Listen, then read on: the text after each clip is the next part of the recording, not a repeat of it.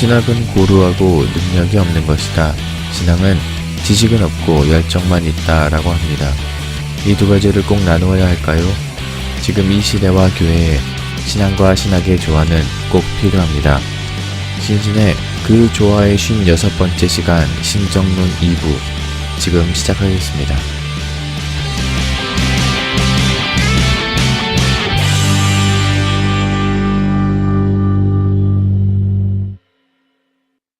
그러면은 한번 그거를 한번 여쭤보고 싶어요. 그러면은 기존 신학들은 과연 이러한 질문들이 의문이 있었을 때 어떻게 주로 대답해 왔는가?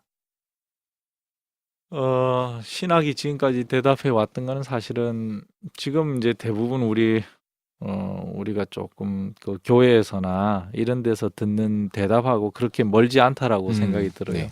제가 이제 조금 이렇게 살펴본 걸로는 아우구스티누스나 아퀴나스나 이런 사람들은 이제 이 악의 문제, 이걸 이제 고통의 문제, 이걸 악의 문제라고 보는데 네. 아까 말한 이 창조 세계에 이 선한 창조 세계에 어떻게 악이 존재하는가, 악이 존재할 수 있는가라고 하는 어떻게 보면 좀 형이상학적인 질문을 던지고, 그다음에 악의 본질은 무엇인가, 네. 이제 악이란 도대체 무엇인가 이런 질문을 던지면서 나름대로 이제 꺼집어낸 그 대답이 악이라고 하는 것은 선의 결핍이다라고 하는 굉장히 그 사변적인 대답을 만들어냅니다. 그러니까 왜냐하면은 하나님이 만드신 모든 것은 선한 것이어야 되기 때문에 그러면은 그런데 우리 현실은 악을 경험하잖아요. 네. 그럼 악은 하나님이 만들어서는 안 되는 것이죠. 그렇죠. 그러니까 악은 어떻게 보면 그 스스로는 어떤 실체를 가질 수 없는 것이어야 되는데 네. 근데 악은 존재한단 말이에요. 이걸 설명하기 위해서 악의 존재 방식을 결핍이라고 설명을 한 거예요. 이제 다른 말로 하면은 어둠이라고 하는 게 있지만 어둠이 뭐냐? 어둠은 밝음이 없는 상태. 그러니까 밝음이 오히려 더 실체적인 것이고 네. 이 밝음이 결핍돼 있는 상태를 우리는 어둠이라고 부른다. 근데 이제 어둠은 그러면 우리가 뭐 쉽게 말하면 밝음은 우리가 볼 수 있지만 어둠은 볼 수 있는 어둠은 아무것도 안 보이죠. 그러니까 그렇죠. 어둠은 볼 수가 없는 거죠. 그런 식으로 보면 어둠이 존재하지 않는 것이고 물에 이 컵에 물이 가득 차 있는 상태, 100% 차 있는 상태가 이제 선이라고 한다면 네. 그 만약 물을 한 반 정도를 마셔버렸어요. 네. 그럼 요 반 정도는 물이 없는 거죠. 네. 그렇죠. 물이 없는 상태가 바로 악인 거죠. 선의 결핍. 물이라고 하는 건 선하고. 근데 이 없는 거 이거 있느냐는 거지. 물이 50% 줄어든 요 없으면 있느냐? 없죠. 그렇죠. 그러니까 이제 이게 악은 우리가 없다는 건 경험은 하지만 악이 실체처럼 존재하진 않는. 그러니까 이제 이런 약간 형이상학적인 툴을 통해 가지고 하나님의 창조의 선함을 이제 변호하고 또 한편에서는 사실은 이제 목회적인 관점도 있는 거죠. 어떻게 보면은 결국은 악이라고 하는 거는 이 실체가 없기 때문에 선과 악의 싸움에서는 악은 절대 이길 수가 없다. 이제 제가 우리 학생들하고 비유를 하자면은 그 사과가 있는데 사과는 맛있는 사과, 이건 선한 사과죠. 근데 여기 이제 벌레가 먹어가지고 썩기 시작해. 그러면은 이제 만약에 절반 정도 썩었다고 생각을 하면은 절반이 없어진 거죠. 그렇죠. 절반 없어진 그 상태가 악이거든요. 남아 있는 건 선이에요. 그럼 악은 있느냐 이렇게 물었을 때 악은 없는 거죠. 여기 바로 빠진 부분이 악이니까. 네네.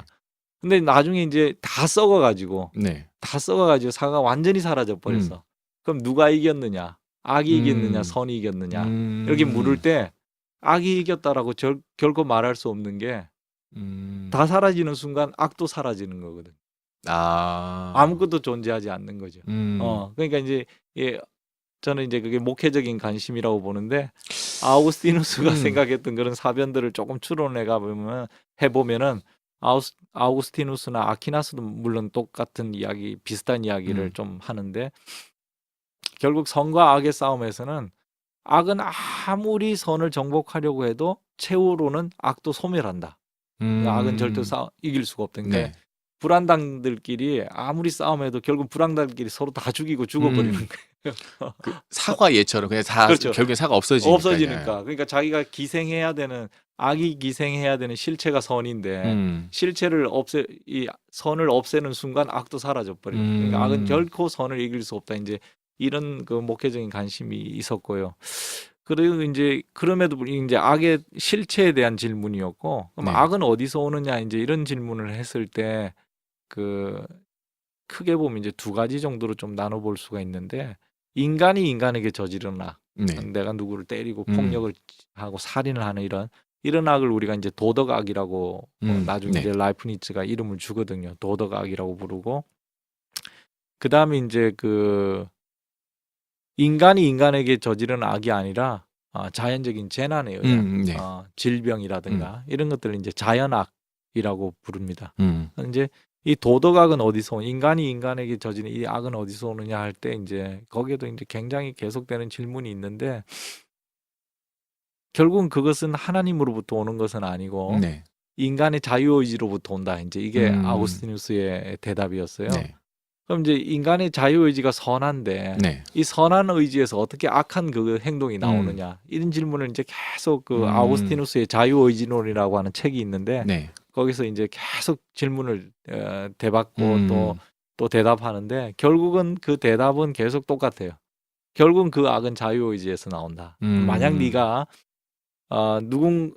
누군가 악한 사람이 있어가지고 네. 너를 꼬드겼다고 하자. 그래서 네가 이 악은 저쪽에서 왔다라고 이야기할 수 있겠지만, 그럼 그 사람의 악은 또 어디서 왔겠는가? 그럼 또 누군가 네. 꼬셨기 때문에 이렇게 가는데, 그렇게 계속 가다 보면 결국 어떻게 이제 결론이 되냐면은 외부로부터 악이 온다 하더라도 네. 그 악을 수용하고 그 악을 행하는 결단은 결국 자유의지 때문에 가능하기 때문에 결국 악의 근원은 자유의지다. 이렇게 이제 결론을 내려요. 그러니까 의지의 근원은 의지의 원인은 의지다. 이게 이제 아우구스티누스의 네. 대답입니다.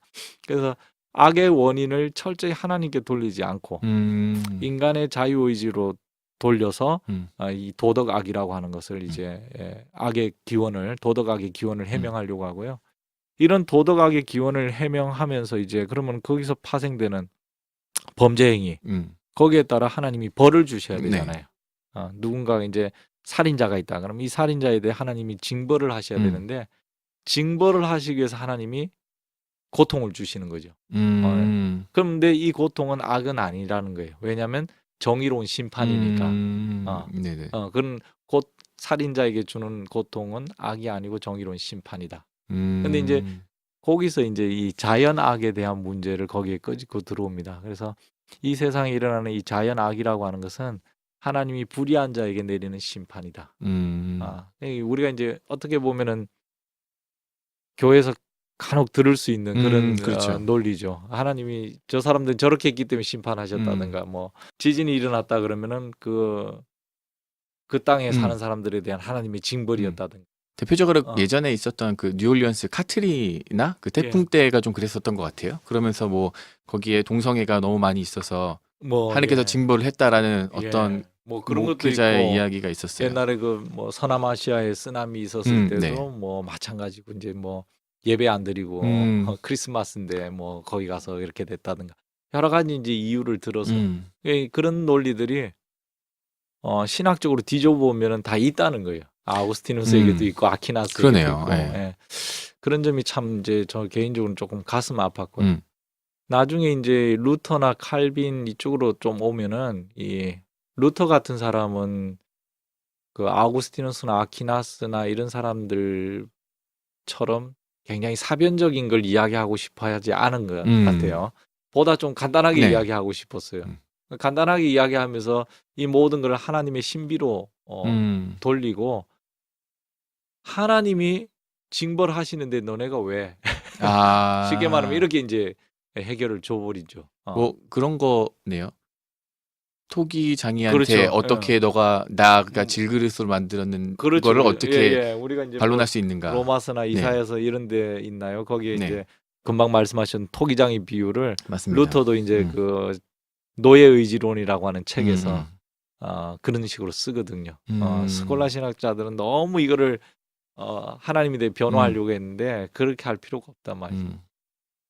우리 눈에 보이는 하나님과 보이지 않는 하나님이 계신데 네. 보이지 않는 하나님, 그 감추어진 하나님, 이 하나님은 우리의 생과 사를 생사화복을 주관하시는 분이다. 그러니까 징벌할 자를 징벌하고 죽일 자를 죽이시는 분이다. 네. 이렇게 이제 아주 강인하게 나가고요.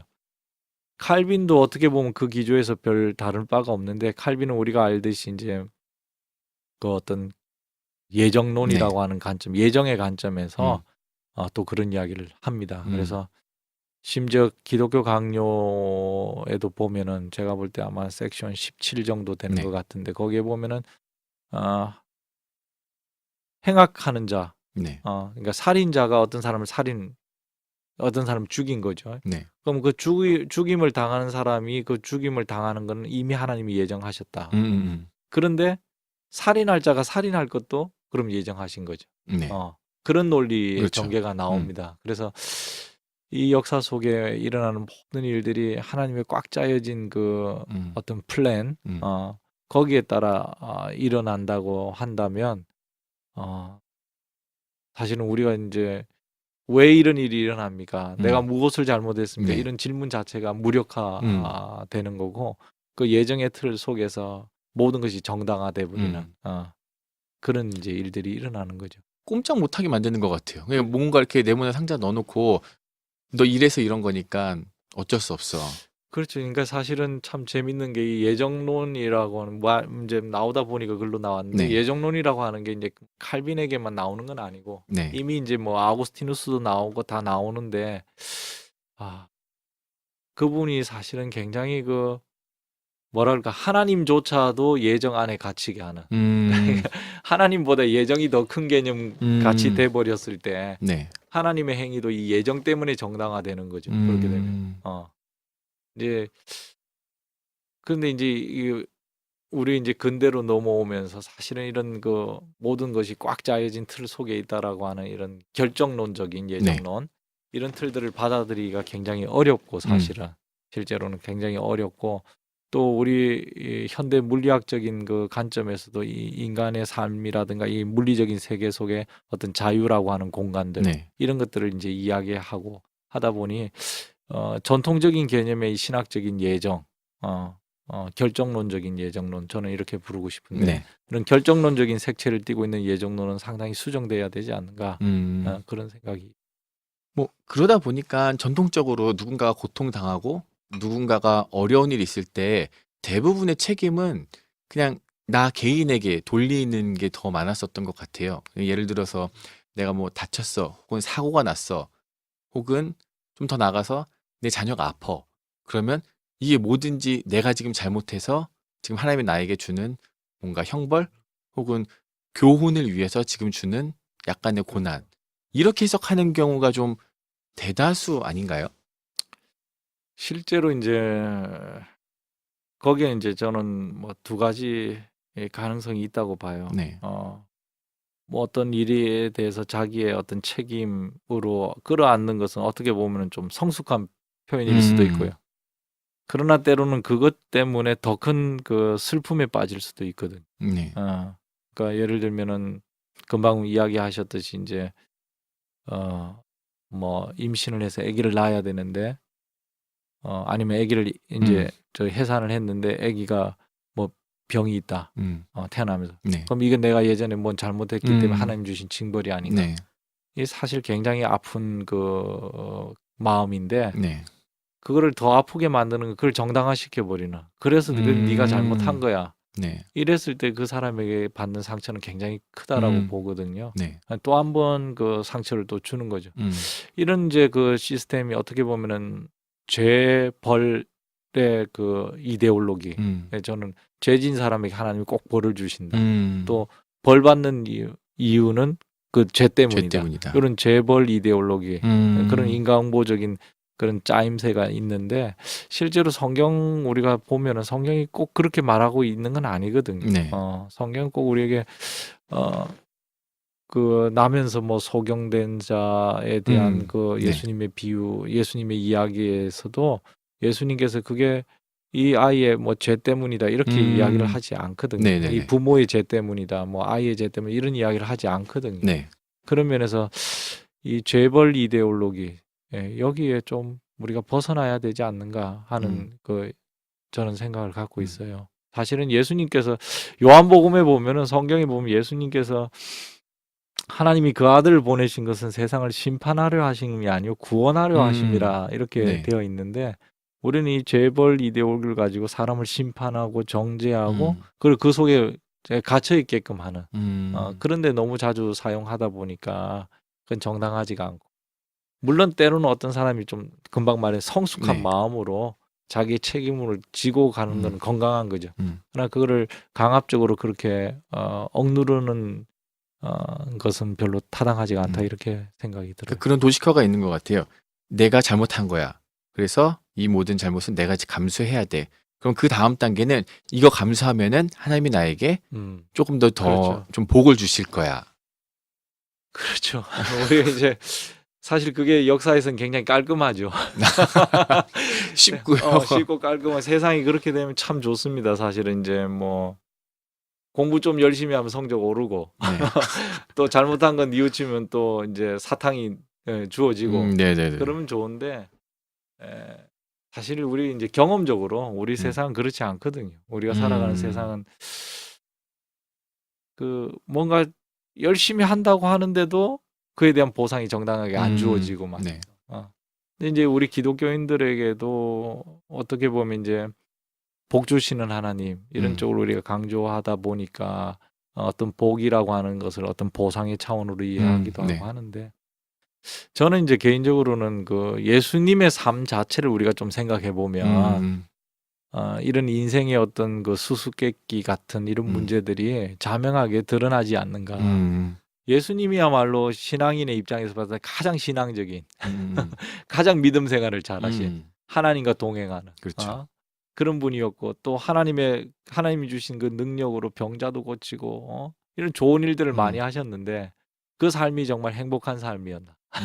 우리가 생각하는 일반적인 의미에서 행복하고 순탄하고 좋은 일만 있고 보상이 따라오는 네. 그런 삶이었나 하면 그렇지 않거든요. 오히려 그 결말은 결말은 우리가 알듯이 굉장히 비참하게 네. 오히려 더 참혹하게.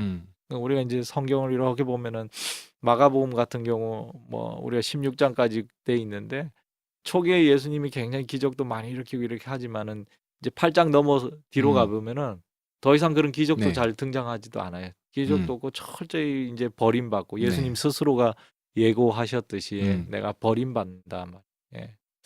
고난받고 버림받고 그리고 십자가에 못 박혀 죽는 그게 이제 예수님의 생애잖아요. 네. 그러니까 우리가 그런 걸 생각해 보면은 하나님이 이 역사 속에서 고난 당한 만큼 또 보상해 주시고 그러면 좋죠. 네. 근데 항상 그런 일들이 일어나는 건 아니다. 맞습니다. 네, 생각해 볼 수가 있어요.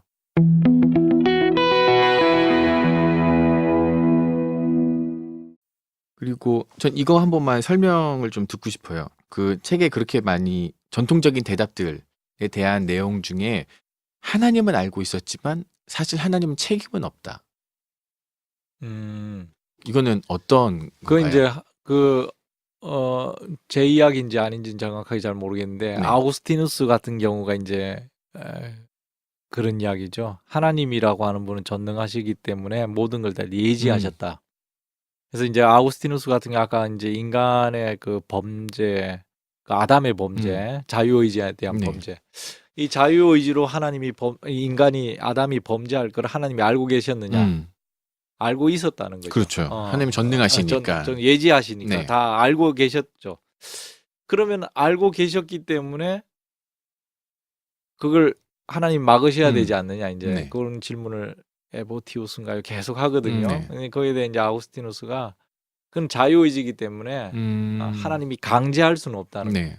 하나님은 알고 계셨지만 강제하지 않는다. 그런 의미에서 하나님께 책임이 없는 거죠. 그런 이제 논리로 전개합니다.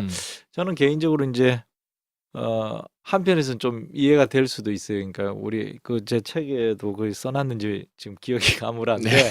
우리 아들 같은 경우 예를 들어 이제 옛날에 닌텐도 게임 좋아할 때 네. 닌텐도 게임을 하고 싶죠. 근데 이제 시험이 있잖아요. 네. 그러면 시험 공부도 해야 되고 그럼 이제 나중에 이래 옵니다. 와서 아빠 나 그 시험 공부 다 했는데 이제 뭐 할까 이래 물어요. 그럼 제가 너 하고 싶은 거 해. 네. 그러나 나는 알고 있죠. 닌텐도 할 것을. 얘가 뭐 할 건지 알고 네. 있죠. 닌텐도 할 걸 알고 음. 있죠. 그러나 내가 닌텐도 해라고 강압하진 않았죠. 음. 자기 자유의지에 맡겼어요. 그러나 나는 알고 있죠. 뭐 할지. 음. 아니나 다를까 닌텐도를 하는 네. 거죠. 네. 이제 아우구스티누스의 대답은 어떤 면에서는 그런 면에서는 또 이해가 되는데 저는 개인적으로 또 아우구스티누스의 그런 대답이 좀 더 깊이 들어가 보면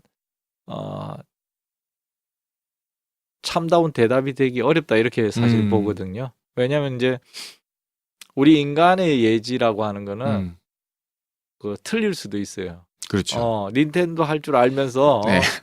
그래 네 하고 싶은 거 했는데 갑자기 공 들고 네. 나갈 수도 있어요. 그렇죠. 네. 그럼 틀리죠. 근데 만약에 하나님이 예지하셨는데 틀릴 수 있는가? 네. 없거든요. 그러니까 하나님의 예지는 우리 인간이 알고 있는 앞서 안다라고 하는 거는 달리 하나님의 예지에는 예정이 들어가 있다는 거예요. 그러니까 하나님이 그렇게 알면 우리는 그렇게 할 수밖에 없어요. 네. 그러니까 그는 심리적으로는 우리에게 자유를 준 것 같지만 실제적으로는 자유가 없는 상태죠. 마치 그 드라마 속에 그 각본대로 움직이는 배우라고 할까요? 이 각본이 벌써 다 나와 있기 때문에 작가는 그 다음 동작을 뭐 해야 되는지 알고 있어요. 네. 그러니까 이제 드라마 속에 있는 이 인물은 자기는 자유롭게 한다고 하지만 사실은 그건 정해져 있는 거죠. 그렇죠. 그렇기 때문에 아우구스티누스의 대답, 그러니까 하나님은 알고 계셨지만 강제하지 않으셨다라고 하는 대답은 한 절반 정도는 맞지 않나 저는. 물론 강제는 아니지만 이미 결정돼 있었던 거 아닌가. 그러니 결과는 달라지지 않으니 결과가 달라질 수가 없죠 절대. 네. 그러면은 그건 하나님의 예지가 틀린 거니까. 아우구스티누스의 체계 속에서는 그 하나님은 하나님이 될 수가 없으니까. 참 굉장히 어려운 것 같아요. 예. 그러니까 이게 명확하게 성경에 이거다라는 게 나와 있지 않아서 정말 뭐 수천 년간 계속 고민하면서 하나님은 이러지 않을까, 인간은 이렇지 않을까라는 내용을 계속해서 유추하고 고민하고 그렇죠. 생각하는 거잖아요. 저는 이제 개인적으로 그래서 이 고난의 문제를 우리가 이제 굳이 뭐 해답이라고 하는 단어를 쓴다면 네. 고난의 문제에 대해 답을 하기 위해서는 사실은 큰 틀에서 네. 신학이 지금까지 해왔던 하나님에 대한 이해를 좀 바꿔야 되지 않는가. 그러니까 네. 금방 제가 이야기했던 아우구스티누스의 이야기 이런 것들을 저는 이제 고전적인 신의의 네. 고전 유신론이라고 이름을 붙이는데 이 고전 유신론의 틀하고는 좀 다른 걸 제시해야 되지 않는가. 네. 실제로 이제 예를 들면 성경에 보면은 창세기 6장 같은 데 보면은 그 노아 홍수와 관련해 가지고 네. 하나님이 이 세상을 지으신 것을 후회하셨다라고 네. 하는 하나님의 후회라고 하는 관념이 나오거든요. 근데 이 하나님의 후회라고 하는 거는 사실은 고전 유신론의 관점에서 봤을 때는 하나님이 딱 짜여진 틀 속에 모든 걸 움직이고 네. 미리 다 아는데 후회했다. 말이 안 되는 거죠. 있을 수가 없는 거죠. 예전에 제가 이제 그 이화여대 그 다락방이라고 하는 동아리가 있었는데 그 학교 동아리 거기서 이제 예전에 그 성경 공부를 오래전에 제가 대학원 다닐 때인가요? 성경 공부를 가르칠 때가 있는데 그때도 이제 성경 이야기를 하면서 창세기 6장에 하나님이 후회하셨다 이랬더니 그 대학생들이 펄떡 일어나가지고 하나님이 어떻게 후회할 수 있냐고. 있을 수 없단 말이지. 하나님 후회할 수 없다 이런 이야기를 했는데 성경이 그렇게 말하고 있거든. 뿐만 아니라 성경은 하나님이 너희가 돌이키면 하나님도 돌이킨단 말이야. 네. 하나님도 움직인다는 거예요. 그런 구절들이 많이 나오고. 하나님이 결정을 하셨었는데 그 결정을 번복할 수 있다라는 가능성을 준 구절이 좀 많이 있잖아요. 많죠. 그러니까 하나님에 대한 그림이 좀 다른 거죠. 이제 저는 그 어떤 결정론적인 예정론, 어떤 그 하나님의 어떤 꽉 짜여진 틀 속에 있는 고전 유신론의 어떤 틀들은 사실은 기독교 신학이 만들어낸 틀이라기보다는 기독교 신학이 태동하기 이전에 이미 아리스토텔레스나 그 이전에 플라톤이나 이런 사람들이 이미 생각해놨던 신에 대한 관념이거든요. 네네네. 우리가 알고 있는 신학이라고 하는 테올로기아라고 하는 말도 이미 플라톤이 먼저 사용했고 신에 대한 존재 증명도 기독교와 아무 상관없는 아리스토텔레스가 이미 먼저 다 해놓은 거를 나중에 이제 토마스 아퀴나스도 갖고 와서 쓰고 이러잖아요. 그러면서 조금 뭐 날카롭게 하면 순수 기독교적인 하나님에 대한 관념과 네. 소위 통속적인 하나님에 대한 이해가 이 신학사 속에 이렇게 조금 섞여 있다. 있는 거 아닌가. 저는 이제 그래서 그거를 우리는 좀 제거하고 순수 기독교적인 하나님 그걸 우리는 사실은 좀 더 드러내야 되지 않느냐 이런 생각이죠.